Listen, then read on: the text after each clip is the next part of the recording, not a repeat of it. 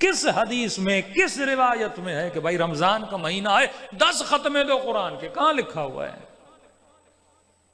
کہتے مولانا میں نے اس رمضان میں 3 ختمے دیے. ماشاءاللہ بھائی اچھی بات ہے، ثواب کا کام ہے، لیکن لکھا کہاں ہے؟ میں نے 10 ختمے دیے. قرآن پڑھنا بہت ثواب ہے، اللہ اجر دیتا ہے، ایک ایک لفظ کے پڑھنے سے اجر دیتا ہے، لیکن صرف پڑھائی تجھے کسی مقام تک نہیں پہنچا سکتی.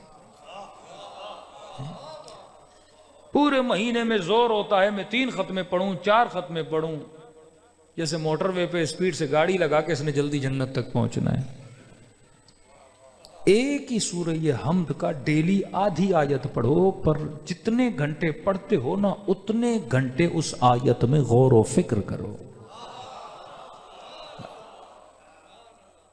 سمجھو کہ مثلا الرحمن الرحیم، یہ رحمان کیا ہے، یہ رحیم کیا ہے، رب العالمین کیا ہے، صراط مستقیم کیا ہے، غیر المغضوب کیا ہے، ولا الضالین کیا ہے.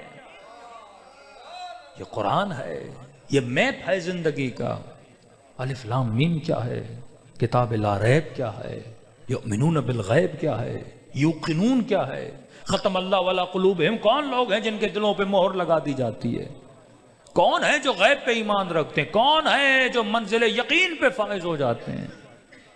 ہزاروں سینکڑوں حدیثیں ہیں جو اہل بیت نے ان آیات کی ذیل میں بتائی ہے کہ بندہ ڈیلی اگر 2 لفظ بھی قرآن کے پڑھے پر اس پہ کیا کرے، غور و فکر کرے. آپ محسوس کریں گے آپ کا علمی وزن بھاری ہو رہا ہے، اندر ایک لذت آ رہی ہے، روح کو غذا ملے گی.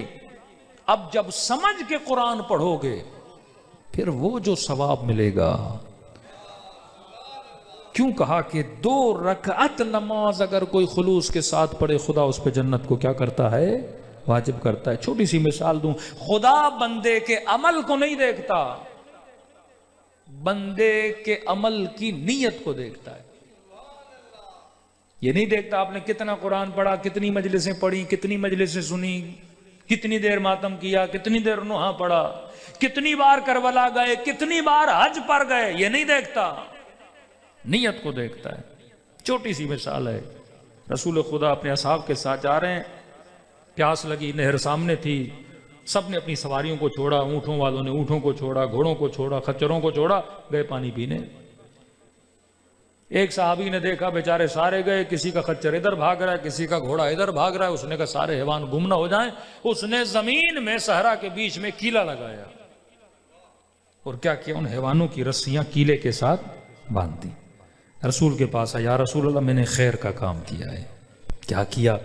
لوگوں کے حیوانات ادھر ادھر جا رہے تھے، میں نے ایک کیلا لگا دیا تاکہ حیوانات ادھر ادھر نہ جائیں، پھر ان کو ڈھونڈنے میں تکلیف نہ ہو. نبی نے کہا بارک اللہ فیک، تو نے خیر کا کام کیا، بہترین کام کیا. خوش ہوا، چلا گیا. اگلے دن دوسرا بندہ اسی راستے سے گزرا اور جو اس نے کیلا لگایا تھا وہ اس کے پاؤں کو لگ گیا. اس نے کہا یہ کون سا عقل مند ہے جس نے صحرا کے بیچ میں اتنا بڑا کیلا لگا دیا ہے، چلتے پھرتے لوگوں کو تکلیف ہوگی. اس نے کیلا وہیں سے اکھاڑ دیا اور پھینک دیا. رسول کے پاس آیا، یا رسول اللہ آج میں نے نیکی کا کام کیا ہے. کیا کیا رسول اللہ؟ زمین پہ کیلا لگا تھا، لوگوں کو تکلیف ہوتی، بندے زمین پہ گر جاتے، میں نے اکھاڑ کے پھینک دیا. نبی نے کہا بارک اللہ فیک، اللہ تجھے جزا دے، تو نے بہترین کام کیا. جو کیل لگائے اسے بھی جزا، جو کیل نکالے اسے بھی جزا.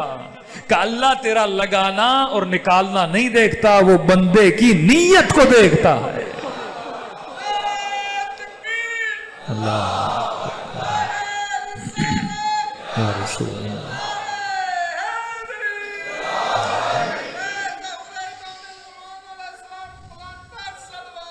اللہم صلی علی محمد.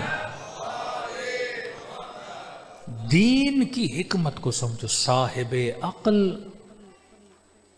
2 چیزیں یاد رکھیے، تیسری چیز میں کل بتاؤں گا. ایک، خدا عمل کو نہیں دیکھتا، کیا دیکھتا ہے؟ بندے کی نیت کو.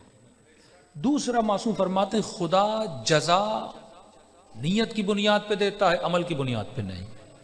دوسری چیز، نیت کے بعد جو خدا دیکھتا ہے، اللہ یہ دیکھتا ہے عمل کرنے والے کی عقل کتنی ہے. خوارج بھی نمازیں پڑھتے رہے، بے عقل تھے، کوئی فائدہ نہیں۔